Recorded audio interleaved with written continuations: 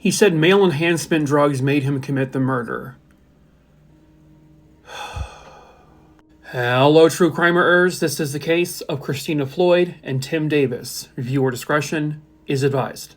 Tim Davis was a DJ at a local radio station in Virginia, and he was 27 years old at the time. 18-year-old Christina Floyd was a friend of his, and they worked together at the radio station. It was the evening of April 5th, 2010. After their work shift ended, Tim and Christina would head to Rock Point Overlook, which is at the Blue Ridge Parkway there in Virginia, and they were just going to go there, park the car, and just watch the sunset. At the time, they were outside of their vehicle and just sort of standing on the cliff's edge, when all of a sudden, another vehicle pulls up, rolls down their window, sticks a shotgun out of the window, and fires. Tim Davis is shot point blank with the shotgun. The force is so strong, it actually knocks him off of the cliff, and he falls roughly 100 to 150 feet below. Christina is struck by some of these shotgun pellets. At that point, she's obviously terrified, and she rushes towards their attacker, who now is outside of his vehicle.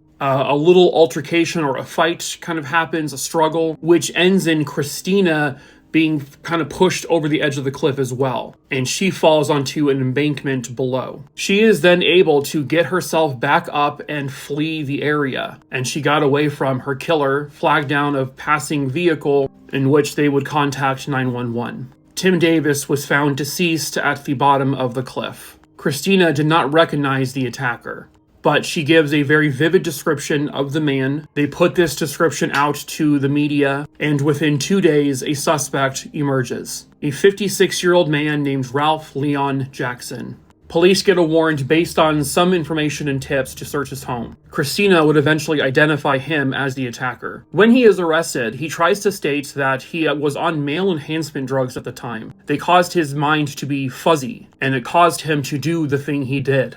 He also told police he thought he had been attacking his son-in-law. I'm guessing he thought he followed his son-in-law, but it turns out it wasn't him. But once he realized that it wasn't him, he still kept attacking the two individuals. So he had no motive to kill Tim Davis or attempt to murder Christina Floyd. He is arrested and indicted and charged with murder, attempted murder, and a slew of other charges. He ends up pleading guilty. He ends up getting a life sentence for the murder, 35 additional years for 2 gun charges, and then an additional 20 years for the attempted murder of Christina Floyd. 2 innocent people, friends, just wanting to enjoy a nice evening, and it ends in a horrific, terrifying tragedy. But at least they got the justice they both rightfully deserved.